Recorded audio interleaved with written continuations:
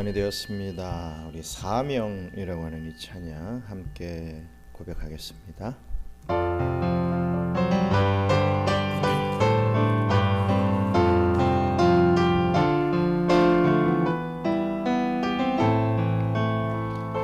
주님이 홀로 가신 그 길 나도 따라가오.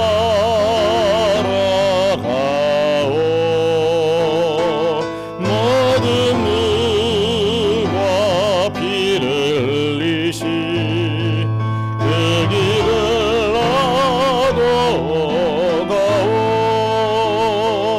험한 산도 나는 괜찮소.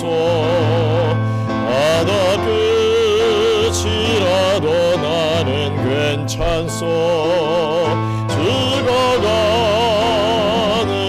저들을 위해 나를 버리길 바라오. 아버지 나를 보내주오. 나는 달려가겠소.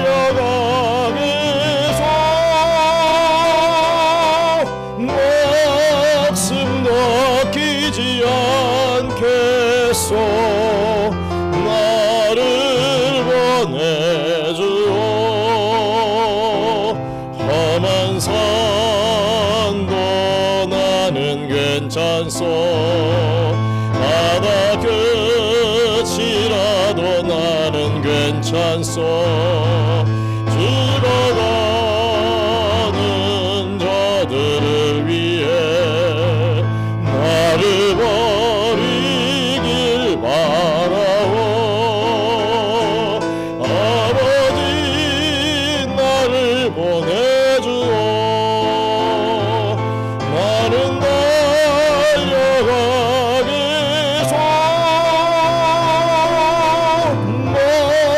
목숨도 아끼지 않겠소. 나를 보내주오. 세상이 나를 미워해도 나는 사랑하겠소.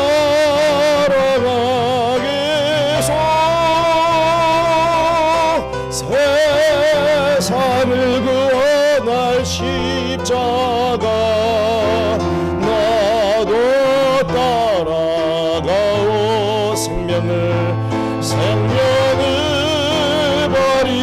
버리면서까지 나를 사랑한 당신 네 작은 나를 받아주오. 나도 사랑하오. 잠시 기도하기 원합니다. 우리가 입으로는 주님 따라갑니다. 그 피 흘리신 그 길을 나도 가겠습니다 라고 하지만 우리의 삶에 참 그런 모습들이 점점 사라져가는 그런 부분들을 보게 됩니다. 세계적으로 이러한 열심과 열정들이, 이런 땀과 피가 사라져가는 그런 시대를 맞이했습니다. 우리의 사명이 무엇인지 점점 잊혀져가는, 잊고 살아가는 그런 저희들임을 고백합니다. 이럴 때일수록 우리의 사명이, 우리가 왜 살고 있는지, 우리가 왜 변화받아 이렇게 살아가고 있는지 다시금 깨닫고 좀 깨어있는 삶, 정말 이 사명을 잘 감당하는 삶 살게 해달라고 우리 함께 기도하길 원합니다. 기도하겠습니다. 감사합니다. 하나님, 사명을 주셨는데 그 사명을 사명으로 여기지 못하고 살아가고 있는 이 불충한 죄인을 용서하여 주시옵소서. 다시금 일어서길 원합니다. 이것 때문에 저것 때문에 이 사람 때문에 저 사람 때문에 자꾸만 핑계대지 않고 주님께서 붙잡고 사용하실 그 일을 위하여 준비되며 쓰임받기를 소망하오. 저희들을 지켜주시고 앞으로의 모든 삶을 통하여 우리 하나님께서 큰 영광 받으실 수 있도록 우리 주님 축복해 주시고 은혜를 베풀어 주시옵소서.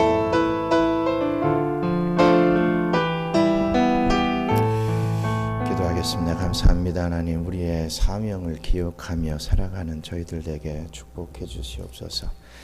자꾸만 다른 것은 생각나고 다른 것이 더 급하고 다른 것이 더 소중한 이 시대를 살아가면서 정말 무엇이 중요한지, 정말 무엇이 우리의 삶의 목적인지를 자꾸만 잊고 살아갈 때가 너무나 많이 있습니다. 용서하여 주시고, 아버지 하나님, 세상이 전쟁이 있고 기근이 있고 세상이 참으로 이상하게 돌아간다 할지라도 우리는 주님 바라보며 주님 가신 그 길을 따라가며 주님께서 허락하신 사명 반드시 잘 감당하고 이 땅의 소망이 아닌 주님 나라를 소망하며 나아가는 저희들 되게 도와주세요.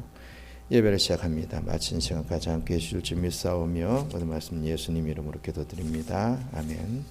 사도신경 신앙 고백하겠습니다. 전능하사 천지를 만드신 하나님 아버지를 내가 믿사오며 그 외아들 우리 주 예수 그리스도를 믿사오니 이는 성령으로 잉태하사 동정녀 마리아에게 나시고 본디오 빌라도에게 고난을 받으사 십자가에 못 박혀 죽으시고 장사한 지 사흘 만에 죽은 자 가운데서 다시 살아나시며 하늘에 오르사 전능하신 하나님 우편에 앉아 계시다가 저리로서 산 자와 죽은 자를 심판하러 오시리라. 성령을 믿사오며 거룩한 공예와 성도가 서로 교통하는 것과 죄를 사하여 주시는 것과 몸이 다시 사는 것과 영원히 사는 것을 믿사옵나이다.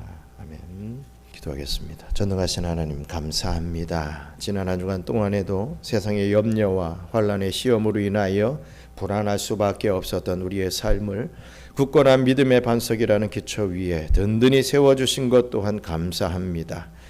그저 먹고 사는 일에만 바삐 좌충우돌할 수밖에 없는 불안한 인생의 항로 중에도 영원한 천국의 소망에 닻을 둠으로써 더 이상 좌우로 흔들리지 않고 살아갈 수 있도록 인도해 주시는 그 은혜를 참 감사합니다. 오늘도 우리로 하여금 살아계신 여호와의 영광이 가득 빛나는 이 성전에 들어와서 당신의 존전 앞에 다시금 서게 되는 놀라운 특권까지 누리게 해주심을 인하여 진정한 감사와 영광을 돌립니다. 이 엄청난 은혜가 바로 우리 주님께서 친히 사람의 몸을 입으시고 이 땅에까지 내려오셔서 나 같은 죄인 한 사람을 몸소 찾아와 주셨기 때문에 일어난 기적 중에 기적인 것을 감사하면서 다시금 겸손히 예수님을 믿고 고백하고 전파하는 인격적인 신앙인이 되게 하여 주시옵소서. 우리에게 허락하신 경양 선교교회와 경양 문화원이 더욱 좋은 소문이 나게 됨으로써 그 어느 때보다도 부흥 성장할 수 있는 축복을 베풀어 주시옵소서.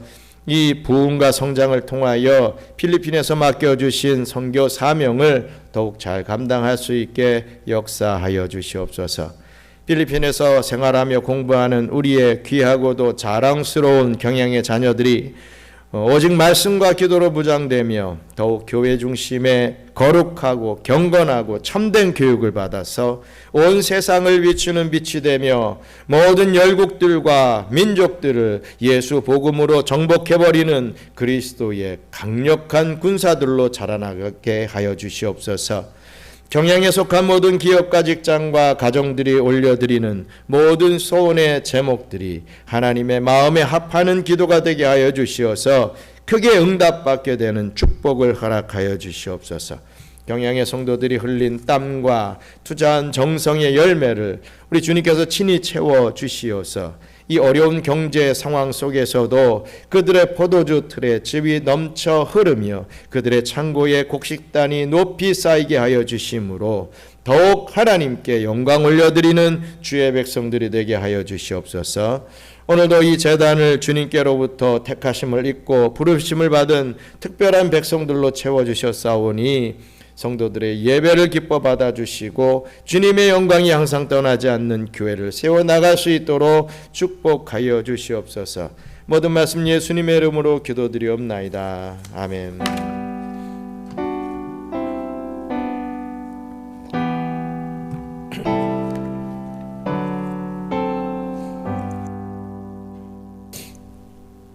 하나님의 말씀 사도행전 9장 1절로 35절 말씀 중에 15절 말씀만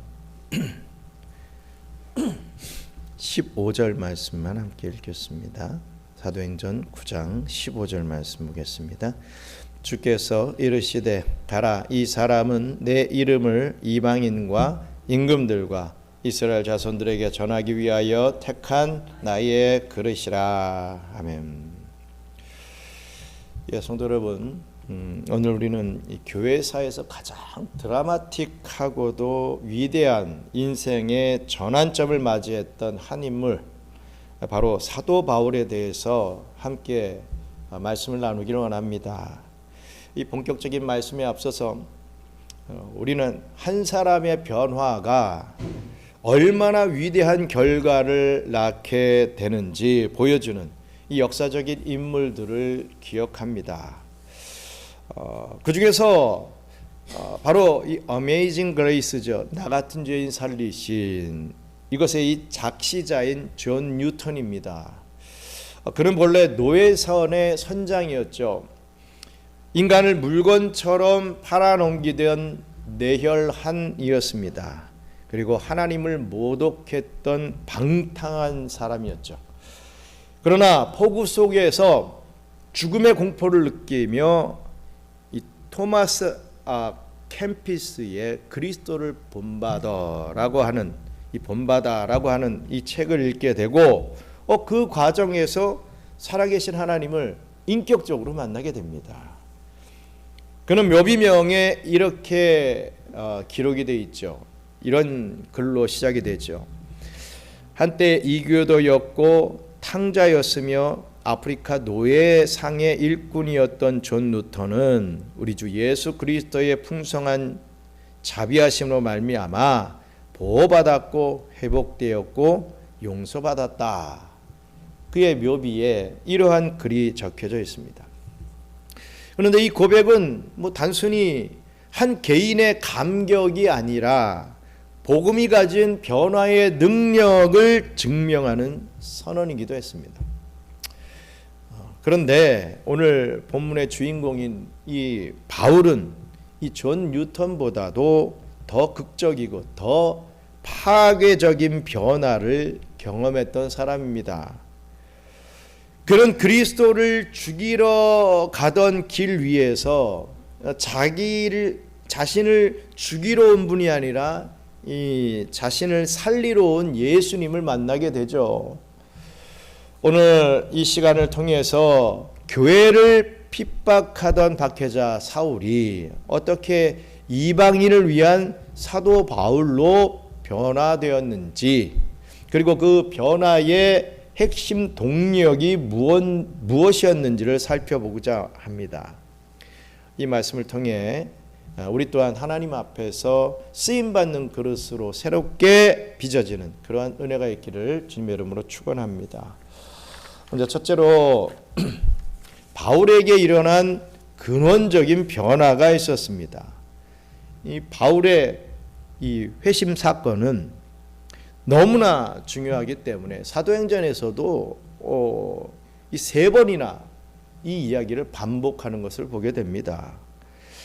이는 그의 변화가 단순히 어떤 종교적인 개종 정도가 아니라 존재 자체가 완전히 뒤바뀐 영적 혁명이었음을 잘 보여주죠. 사울, 즉 바울은 본래 길리기아 다소 출신의 로마 시민권자였습니다. 이 이야기는 잘 아시는 내용이죠. 당시 최고 랍비인 이 가말리엘 문화에서 엄격한 교육을 받은 바리새인 중에 바리새인이 바로 이 사울, 즉 바울이었습니다. 그는 누구보다도 예수님을 잘 안다라고 자부했던 사람이죠. 하지만 정작 하나님이 보내신 예수 그리스도는 알지 못했습니다. 또 알려고도 안 했죠.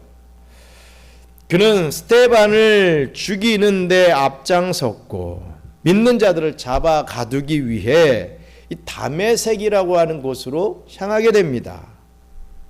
그러던 중에 정오의 햇살보다 더 밝은 빛이 이 사울을 내리쳤습니다. 엎드러진 그에게 들려온 음성은 그의 세계관을 완전히 송두리째 뒤흔들었죠. 우리 사도행전 9장 4절 말씀 같이 읽겠습니다. 땅에 엎드려져 들음에 소리가 있어 이르시되 사울아 사울아 내가 어찌하여 나를 박해하느냐 하시거늘. 아멘. 사울이 놀라서 묻습니다. 주여 누구시니까? 라고 말했죠. 그때 주님은 대답하시죠.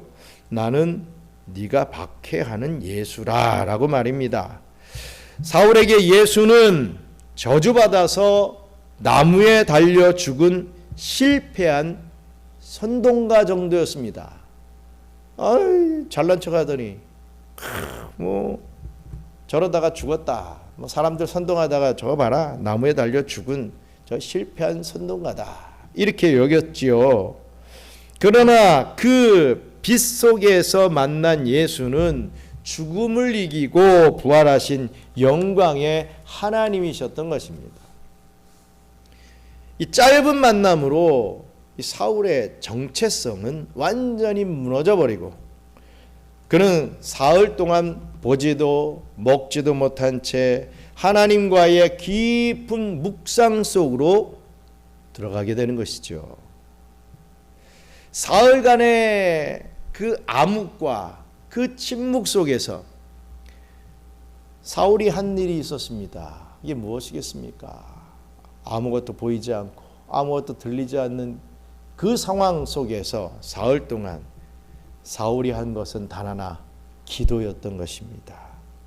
박해자 사울이 이제는 박해자가 아니라 기도자로 바뀐 것이죠. 하나님께서는 다메섹에 있던 제자 아나니아를 부르셔서 명령하시기를 사울에게 가라. 너는 사울에게 가서 나의 말을 정하라 라고 하는 이런 명령을 하시는 부분들을 보게 됩니다. 우리 사도행전 9장 11절 같이 읽겠습니다. 주께서 이르시되 일어나 직가라 하는 거리로 가서 유다의 집에서 다소 사람 사울이라 하는 사람을 찾으라. 그가 기도하는 중이니라. 아멘. 그렇습니다. 인생이 진정한 변화를 맞게 되는 첫 번째 징표는 우리 하나님의 백성들이 변화됐다라고 하는 것의 첫 번째 징표는 기도입니다. 기도는 내가 주인이 되어 살던 삶을 멈추고 하나님의 주권을 인정하는 행위이죠. 하나님은 그가 기도하는 중이니라 라고 하는 그 한마디로 사울의 진심 어린 회개를 인정해 주셨던 것입니다. 사울이 어떤 사람이고 사울이 어떻게 되고 어쩌고 뭐 다 거두절미하고 사울이 기도하고 있다 이 얘기 한마디 하시는 거예요.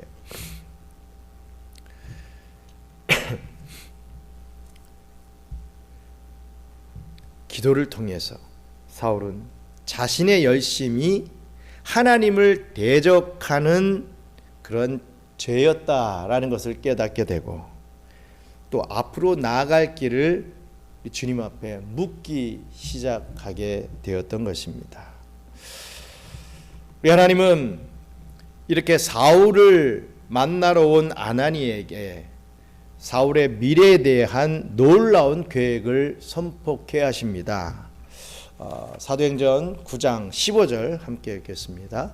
주께서 이르시되 가라 이 사람은 내 이름을 이방인과 임금들과 이스라엘 자손들에게 전하기 위하여 택한 나의 그릇이라 라고 말입니다. 과거의 사울은요 이 사람들을 가두고 심판하는 그런 그릇이었습니다. 그렇게 쓰임받았죠.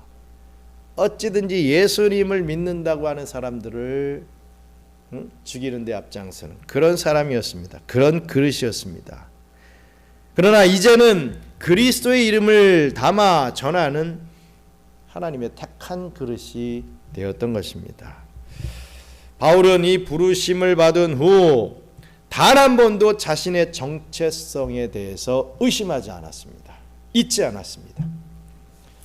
그는 이후 갈라디아서 1장 1절에서 고백하고 있듯이 사람들에게서 난 것도 아니요 사람으로 말미암은 것도 아니요 오직 예수 그리스도와 및 죽은 자 가운데서 그리스도를 살리신 하나님 아버지로 말미암아 사도가 되었다 라고 하는 것을 분명히 했습니다. 나는 우리 하나님께로 말미암아 우리 그리스도께로 말미암아 사도가 되었다. 이 정체성을 그 어디에 가서든 밝히고 다녔던 사람이라는 거죠. 뭐 상황에 따라서 어떤 뭐 A라는 사람 만나면 이런 얘기하고 B라는 사람 만나면 이런 얘기하는 게 아니라 나는 이런 사람이야. 나는 이런 사람이야. 정확하게 자신의 정체를 밝혔습니다. 마지막으로 사울의 변화를 완성한 것은 성령의 역사였습니다. 아나니아가 그에게 안수했을 때 사울의 눈에서 어떤 일이 벌어집니까? 비늘 같은 것이 벗겨졌다 했습니다. 그리고 다시 보게 되었다. 그는 성령으로 충만함을 잊게 되었던 것이죠. 여러분, 성령 충만이라고 하는 것은요, 단순한 감정적 고양이 아니었습니다. 즉 종교적 어떤 희열이 아니었습니다. 눈물 흘리고 막 으아 하고 이런 것이 성령 충만의 정의가 되지 못합니다. 그의 지식은 복음을 증거하는 지혜가 되었고, 그의 거친 공격성은 영혼을 향한 온유함으로 바뀌어버렸습니다. 그 어떤 상황에서도 그 온유함을 잃지 않았죠. 또 그는 바리새적인 교만이 있었는데 그것은 그리스도 앞에서 이 겸손함으로 변하게 되었던 것입니다. 성령께서 그의 인격과 능력을 완전히 재구성하신 것이죠.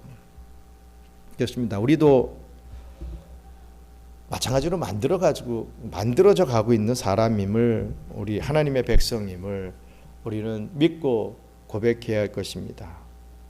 사도 바울은 뭐 한 번에 확 바뀌어가지고 사람이 말이야, 악을 행했던 사람이 막 하나님의 일들을, 사명을 감당하게 되는 그런 변화를 겪었는데 우리가 어떻게 이 사도 바울과 같습니까? 이렇게 말씀을 할지도 모르겠지만, 물론 하나님께서 성령님의 어떤 능력과 은혜를 뭐 단시간에 베풀어 주시는 것이, 또 우리가 변화되는 것이 목적이 있다면, 그것이 하나님의 뜻이라면 우리 또한 그렇게 될 것입니다. 하지만 기본적으로 우리는 성화의 과정을 통해서 점점 변화되고 앞으로의 영화의 삶을 준비하는 삶을 살아가고 있는 면에서는 사도 바울과 우리가 똑같다.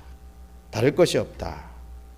사도 바울만 저기 멀리 있는 거룩한 자고, 우리는 뭐 그의 발가락도 못 따라가는 그런 부분이 아니라, 어찌됐든 그거에 대한 어떤 분량은 차이가 있겠지만 우리를 사랑하시고 우리를 변화시켜 가시는 우리 하나님이 우리의 하나님이심을 믿고, 그냥 하나님 알아서 다 해보십시오가 아니라 우리 또한 그렇게 변화받기 위해서 또 노력할 수 있는 그러한 우리의 복된 삶이 되기를 주님의 이름으로 축원합니다.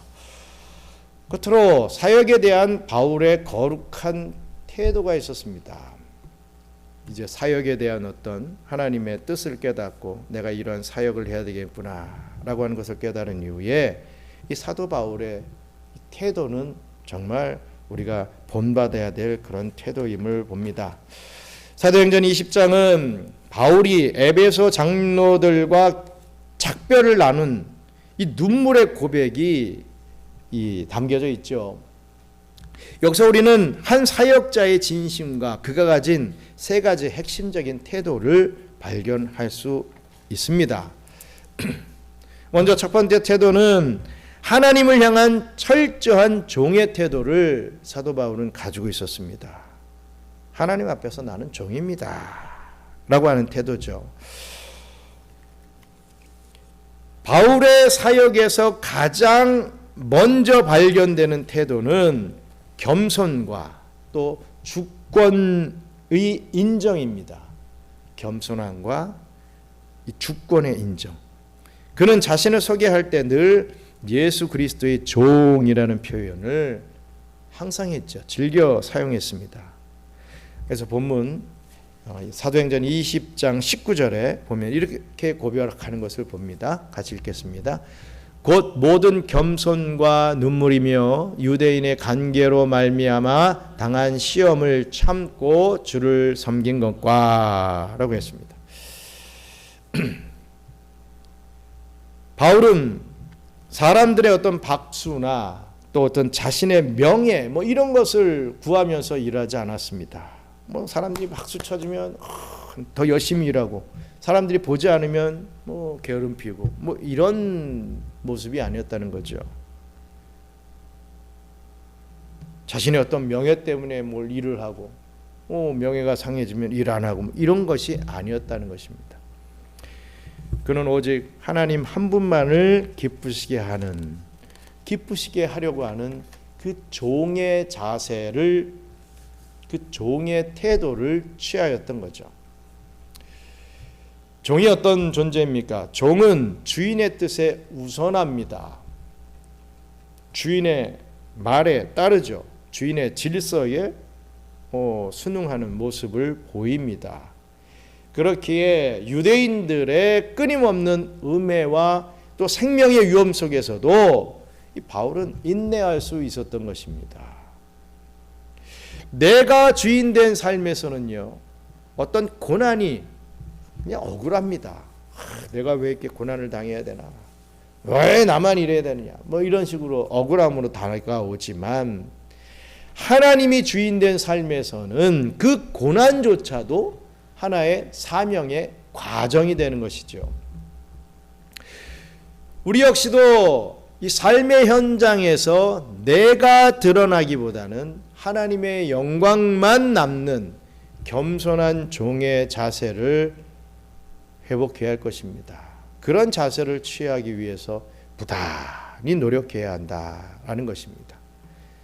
그렇습니다. 사도 바울은 겸손한 종의 자세를 취했던 그러한 하나님의 택한 그릇이었다라는 것을 알아야 될 것입니다. 또 둘째로 교회를 향한 성실한 가르침의 태도가 있었습니다.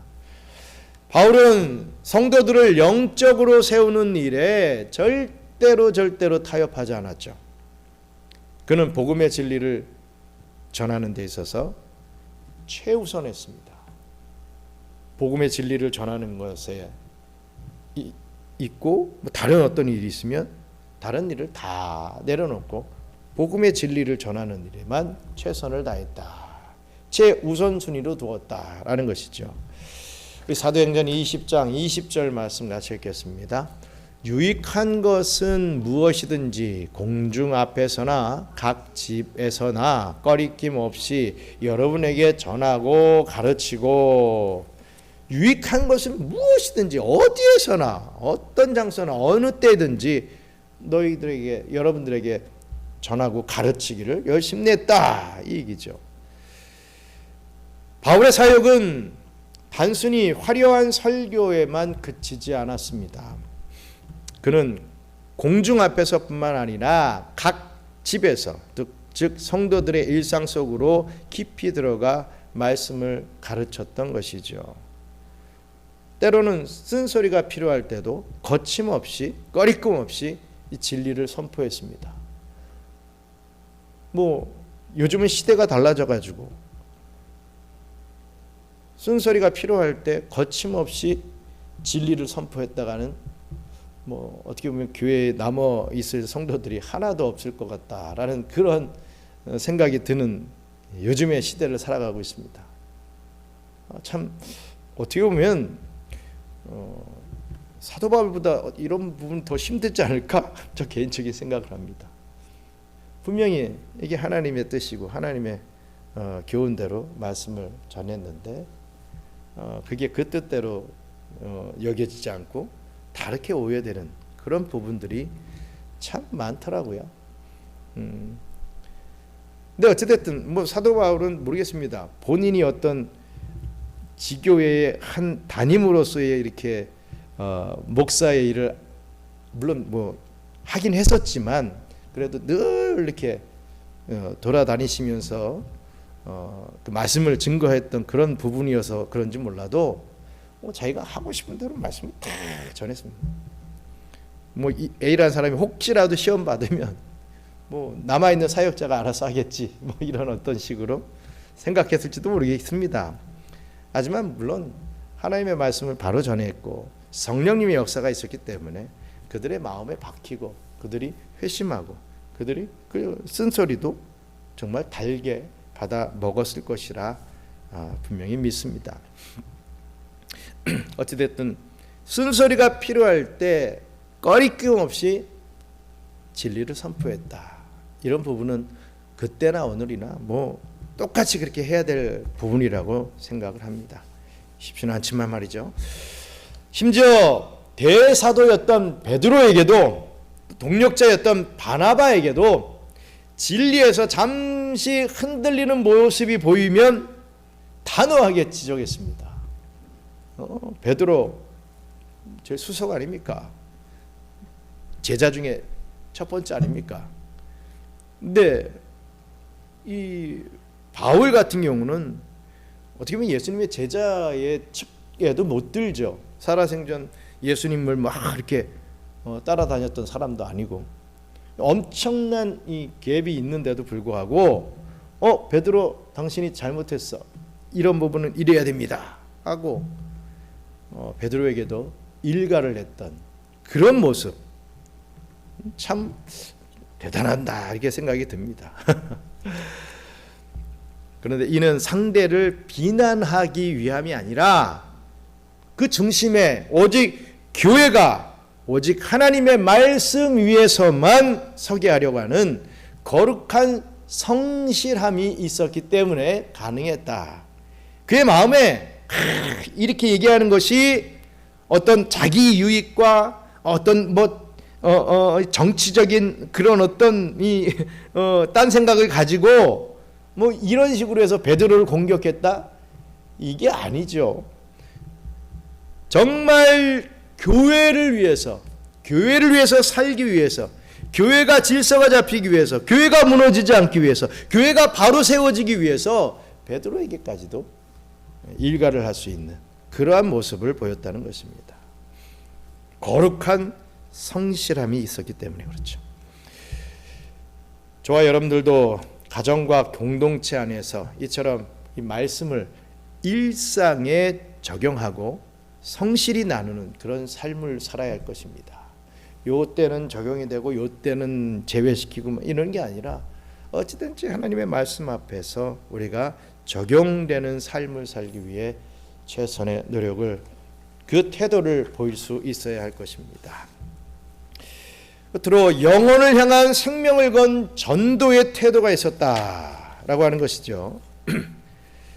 마지막으로 바울은 잃어버린 영혼을 향해 자신의 전부를 던지는 열정을 가졌던 사람입니다.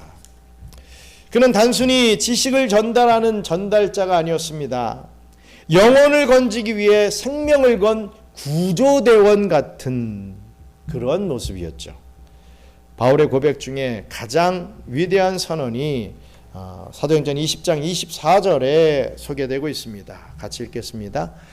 내가 달려갈 길과 주 예수께 받은 사명 곧 하나님의 은혜의 복음을 증언하는 일을 마치려 하면은 나의 생명조차 조금도 귀한 것으로 여기지 아니하노라. 이게 그냥 된 고백이 아니죠.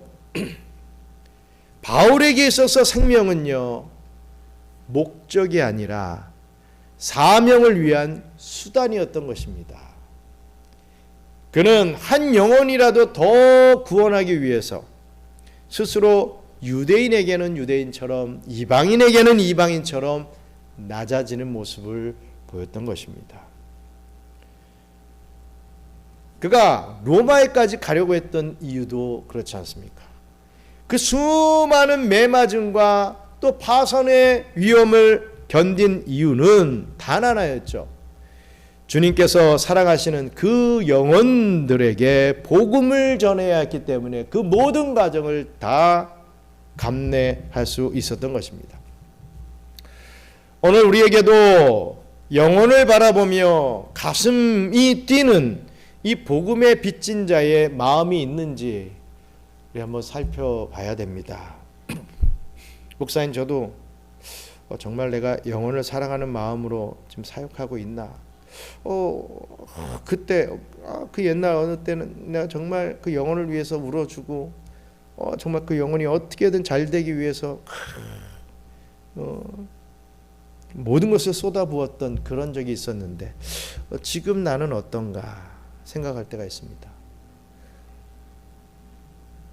여러분들은 어떻습니까?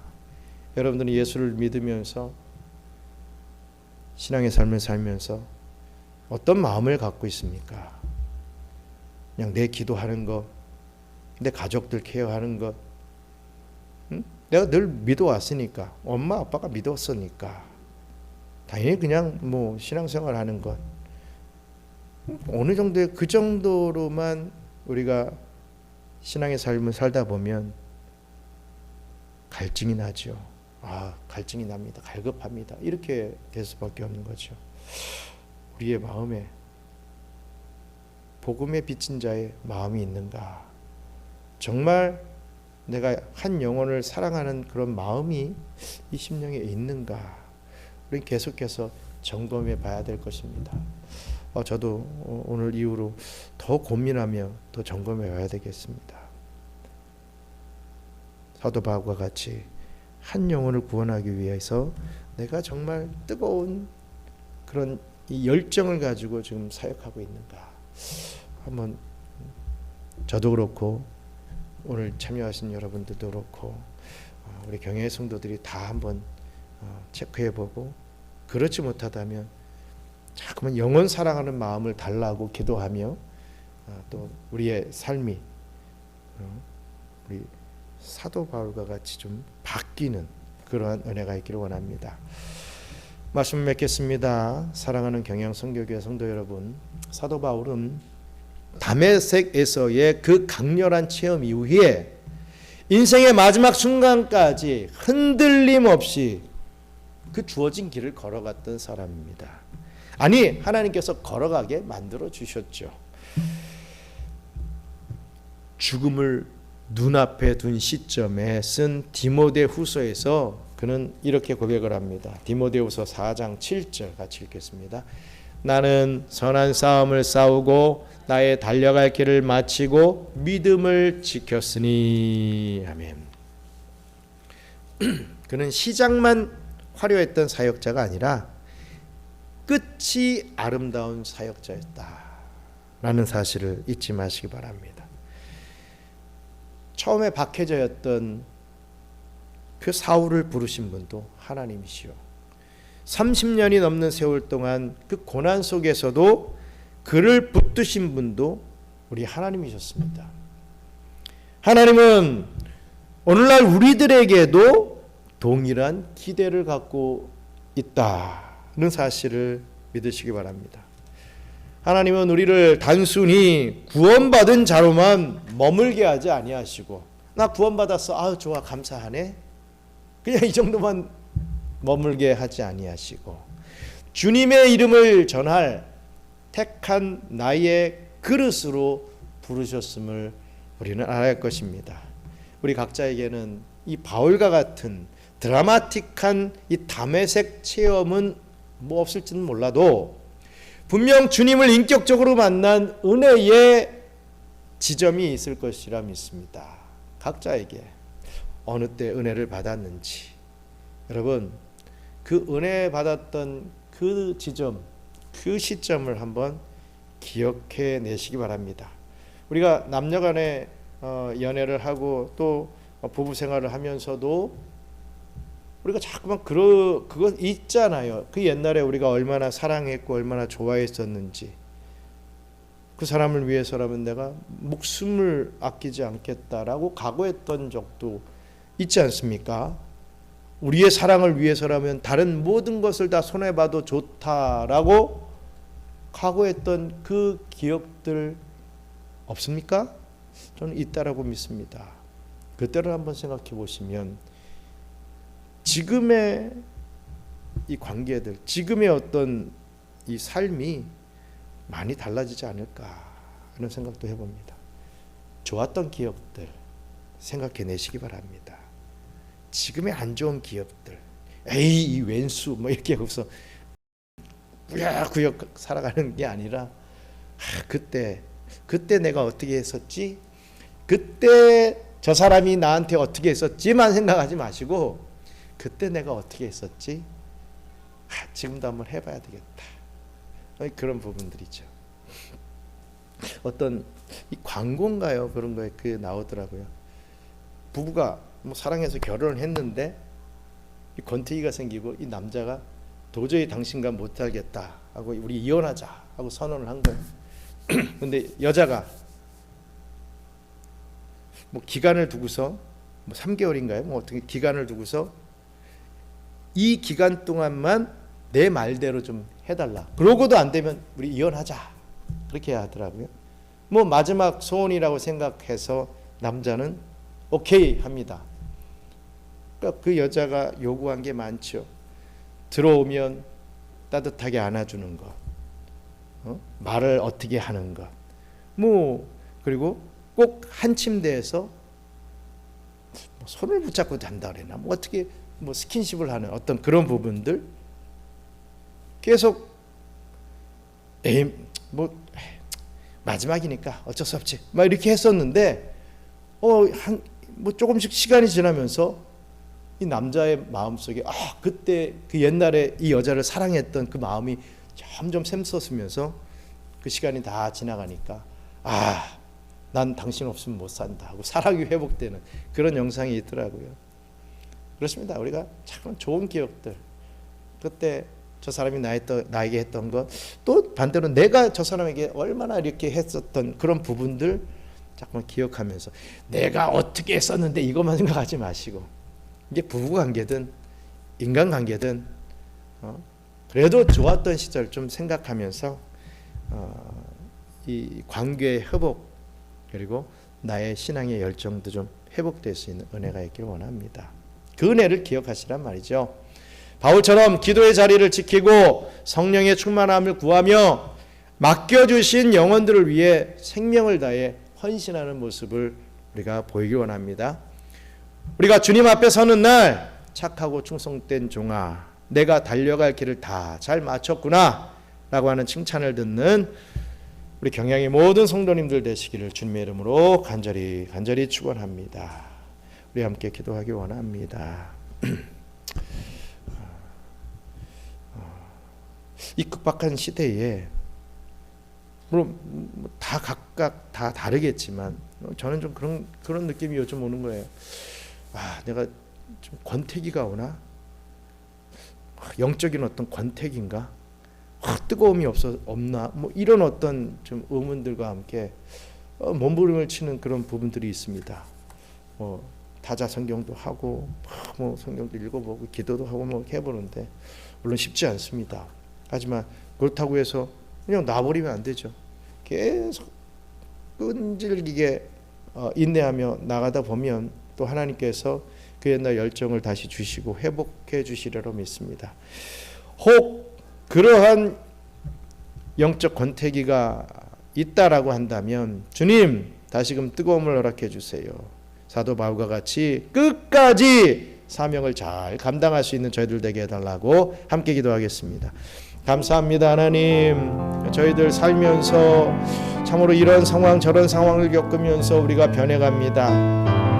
사도 바울은 악했던 사였는데 정말 좋은 방향으로 이렇게 변화되었지만 우리는 선한 삶, 정말 주님을 증거하는 삶을 살고 있다라고 했지만 어느 순간 뭔가 시들시들해지고 그 옛날에 어떤 신앙의 열심이 없어지는 그런 모습들을 그런 모습들로 변해가는 것을 보게 됩니다. 주님 용서하여 주시고 다시 사도 바울과 같이 열정을 주시옵소서, 사랑하는 마음을 주시옵소서, 영원 사랑하는 마음을 허락해 주셔서 아버지 하나님 더 뜨겁게 일할 수 있는 그런 은혜를 더하여 주시옵소서. 그리하여서 정말 주님의 교회를 온전히 세워가며 하나님께서 원하시는 그 영광된 일들을 부족한 저희들이지만 잘 감당하기를 소망하고 있사오니 주님께서 칭찬하고 또 격려해 주셔서 그런 일들을 잘 책임지고 또 잘 해 나갈 수 있도록 은혜 더하여 주시옵소서. 전능하신 하나님 감사합니다. 우리도 바울처럼 주님의 강건적인 사랑 앞에 온전히 꼬꾸러지게 하여 주시옵소서. 우리의 교만과 고집은 무너지고 그 자리에 쉬지 않는 기도와 성령의 충만함이 채워지기를 간절히 소원합니다. 하나님께서 우리 각자를 택한 나의 그릇이라 부르셨음을 믿습니다. 세상의 인정보다 하나님의 기쁨을 구하게 하시고 맡겨주신 영혼들을 사랑으로 섬기며 우리에게 주어진 사명의 길을 끝까지 달려갈 수 있는 믿음과 용기를 더하여 주시옵소서. 우리의 삶을 통해 오직 예수 그리스도의 이름만이 영화롭게 되기를 간절히 기도드리며 우리를 변화시키시고 새롭게 하시는 예수 그리스도의 이름으로 기도드리옵나이다. 아멘. 주기도문으로 마치겠습니다. 하늘에 계신 우리 아버지여, 이름이 거룩히 여김을 받으시오며 나라가 임하시오며 뜻이 하늘에서 이룬 것 같이 땅에서도 이루어지이다. 오늘 우리에게 일용할 양식을 주시옵고 우리가 우리에게 죄 지은 자를 사하여 준 것 같이 우리 죄를 사하여 주시옵고 우리를 시험에 들게 하지 마시옵고 다만 악에서 구하옵소서. 나라와 권세와 영광이 아버지께 영원히 있사옵나이다. 아멘.